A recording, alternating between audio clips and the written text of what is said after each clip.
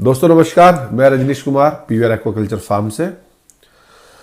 दोस्तों इस समय जो न्यू बिगनर्स हैं वो अपने प्रोजेक्ट को सेटअप करने में लगे हुए हैं, तो मैं उन्हें एक इनपुट देना चाहूँगा कि अगर वो पॉन्ड फार्मिंग कर रहे हैं जो कि सबसे बेस्ट सबसे प्रूवन है, तो वो अपनी जो डिगिंग कराएं वो ट्रैक्टर्स के द्वारा करवाएं, जेसीबी को अवॉइड करें। ये मेरा एक इनपुट है। जो बंदे टैंक कल्चर या बायोफ्लॉक या आरएस में लगे हुए हैं वो ये देखें कि उनके नियर बाय मार्केट में सीड्स का कंजप्शन कितना है, अगर उन्हें अपने प्रोजेक्ट सक्सेस बनाने हैं। ऐसा ना हो कि वो टारगेट रखें कि वो उसमें से बायोमास 1 kg 1.5 kg तक फिश को लेके जाएंगे और प्रोजेक्ट उनका फ्लॉप हो जाएगा। तो उसके लिए वो पहले जैसे उन्होंने प्रोजेक्ट किक ऑफ करा, पहले अपनी मार्केट का सर्वे भी स्टार्ट कर दे।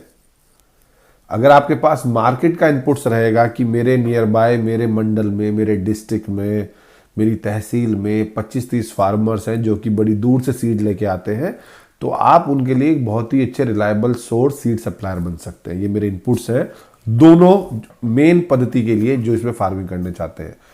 दोस्तों हम अपनी FAQ की सीरीज को कंटिन्यू रखते हुए आज ये FAQ की 16वीं वीडियो होगी, जिसमें अगेन हम आज आपके 7-8 क्वेश्चन अच्छी तरह डिस्कस करेंगे जो मेरे से अलग अलग जो एग्जिस्टिंग फार्मर है, न्यू कमर है, या किसी को कल्चर में प्रॉफिट हुआ, लॉस हुआ, जो बड़े फ्रिक्वेंटली यूट्यूब के चैनल के माध्यम से सवाल पूछते रहते हैं।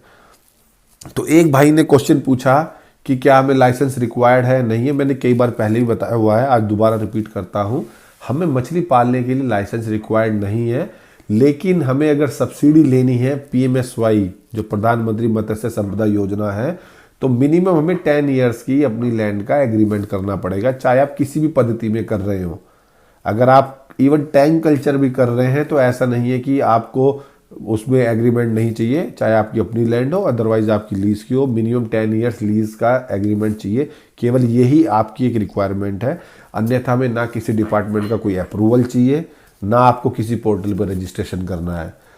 एक किसान भाई ने, बिगनर था, उसकी बड़ी अच्छी क्वेरी थी कि सर मैं बच्चे कैसे काउंट करूंगा।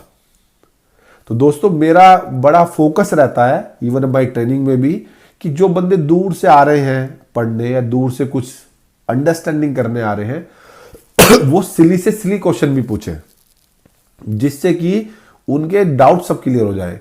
बहुत ही सिंपल है, जब भी हम सीड लेते हैं तो हम 1 kg में काउंट कर लेते हैं कि कितने नंबर ऑफ पीसीज हैं, और जितने आपको टोटल काउंट चाहिए वो सिंपली अर्थमेटिक लगा के हम टोटल बायोमास ले लेते हैं।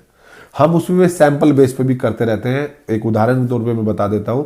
उदाहरण की अगर सपोज कीजिए कि आपको 1 लाख बच्चे लेने हैं और आपके 1 किलो में 1000 बच्चे हैं, यानी कि 1 ग्राम का एक बच्चा है, तो आपको 100 kg बायोमास लेना है। आप उसमें 2-3 बार सैंपल कर सकते हैं, एक एवरेज आउट करके हम ऐसे ही सीड कैलकुलेट करते हैं। यही सबसे सिंपल और सबसे इजी मेथड है, और जो कि सदियों से भी होता आ रहा है। तो ये सिंपल रूल है। एक भाई ने क्वेरी लिखी थी कि हम अपनी मछली का सेल प्राइस कैसे बढ़ाएं।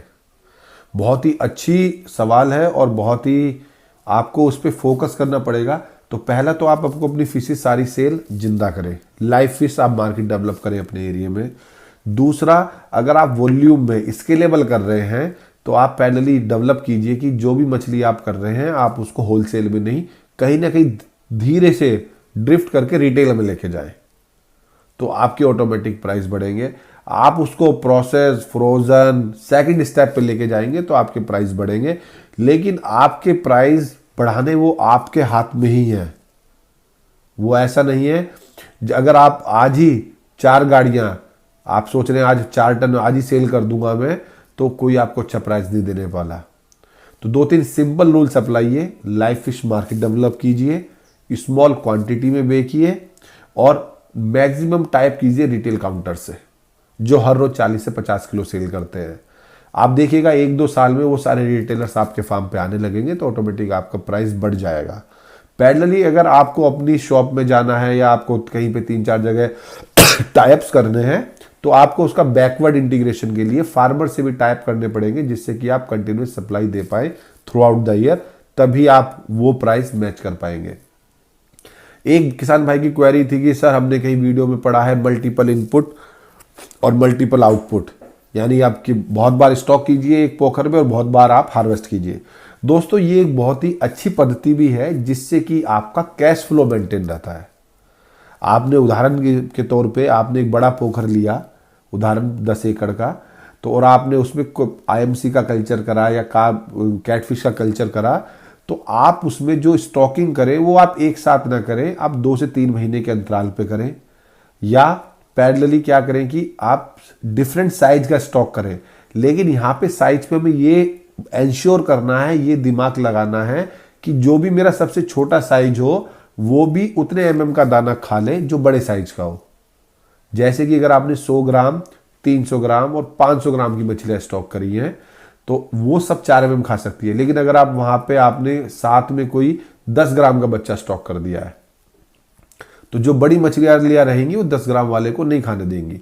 जब आप ये 3 अलग अलग साइजेस की मछलियां स्टॉक कर देंगे तो जो 500 ग्राम की मछली रहेगी वो नेक्स्ट 2 से 3 महीने में मात्र आपकी मार्केटेबल साइज, तो आप उसको पार्शियल हार्वेस्ट कर दीजिए।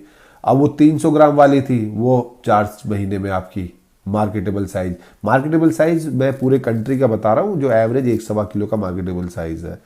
तो आपने पहले 3 महीने में सेल की, फिर 5 महीने में सेल करी, फिर जो 100 ग्राम की थी वो 8वें महीने, फिर 3 महीने बाद सेल कर दी।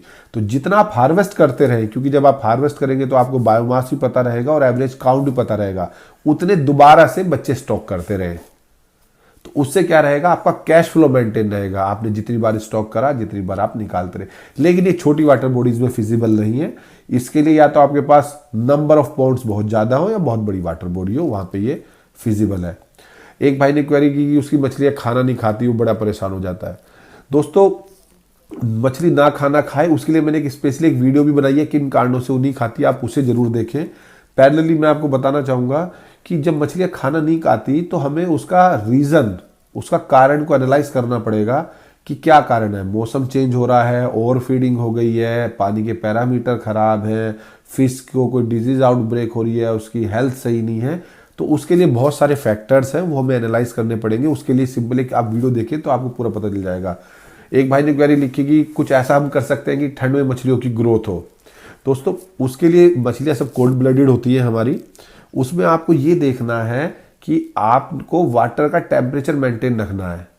जैसे 20 डिग्री से कम टेम्परेचर चला जाता है स्पेशली इन कोल्ड सीजन्स में, तो मछलियां इंटेक करना बंद कर देती है। अगर आप मछली का वाटर का टेम्परेचर उससे ज़्यादा रखेंगे तो वो इंटेक करती रहेगी। रिसेंटली मैंने कई जगह, इवन मेरे टैंक्स में भी टेम्परेचर 23-24 डिग्री तक है, तो मछली इंटेक कर रही हैं। और ठंड में हम उसको खाना कम खिलाते हैं क्योंकि उसके मेटाबॉलिज्म को ध्यान में रखते हुए, क्लाइमेट कंडीशन को ध्यान में रखते हुए उस रेशो में वो ग्रोथ नहीं लेती है, तो खाना हम कम खिलाते हैं। लेकिन हमें खाना खिलाना चाहिए कि जिससे कि उसकी बॉडी में एनर्जी रहे, सर्वाइवल करते। ये आईएमसी जो जितनी भी कार्ब्स है, आईएमसी और एक्सोटिक, उसमें प्रॉब्लम नहीं होती, लेकिन सारी कैटफिश में ये प्रॉब्लम आ जाती है, डिजीज आउटब्रेक और हाई मोर्टेलिटी की। तो आपको ये देखना है कि आप जो खाना खिला रहे हैं वो हाई प्रोटीन हो, उसमें कुछ अट्रैक्टेंट्स मिले हुए हो, कुछ अच्छा विटामिन मिले हुए हो, तो जिससे कि मछली का खाना रहे। एक भाई ने क्वेरी लिखी थी गैप फीडिंग। दोस्तों गैप फीडिंग पे मैंने एक प्रॉपर एक वीडियो भी शूट करूंगा, लेकिन गैप फीडिंग का सिंपल रूल है कि आप सारा खाना एक साथ ना दें, मल्टीपल लोकेशन पे, और जो भी आपका एक्स अमाउंट ऑफ खाना है आप उसको थोड़े से अंतराल से दें। जिससे कि फायदा क्या रहेगा, आपकी जितनी पोखर में, जितने टैंक्स में जितनी मछलियां, उन सबको भोजन प्राप्ति होगी। आपने एक साथ डाल दिया तो बहुत, उसमें मेजरली ऑब्जर्व क्या किया गया है, जो बड़े साइज की फिश रहती है, जैसे जनरली हमारी 70 से 30% की रेशियो हर वाटर बॉडी में मिल जाएगी। 30% मछली ऐसी रहेंगी ड्यू टू XYZ रीजंस, जो मेनली जेनेटिक, कि वो फास्ट ग्रोथ करेगी कंपैरिजन टू 70%। तो गैप फीडिंग से क्या रहेगा, आपने पहले 100 kg में से 60 kg खिला दिया, तो जो इंटेक कर ज़्यादा करने वाली थी बड़ी मछली, वो खा के अब चली गई इधर उधर। आपने हाफ एन आवर बाद, 40 मिनट बाद अगेन 40% दिया, तो जो रिमेनिंग फिशेज थी, तो आप खाना उतना ही खा पाते हो जितनी आपकी बैली का साइज रहता है। तो सिंपल आप इससे कोरिलेट कर सकते हैं। तो गैप फीडिंग में आपकी क्या कि आपका साइज यूनिफॉर्म रहेगा और हर मछली को पूरक आहार मिलेगा।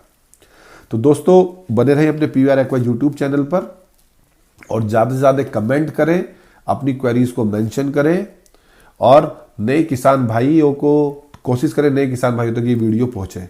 धन्यवाद।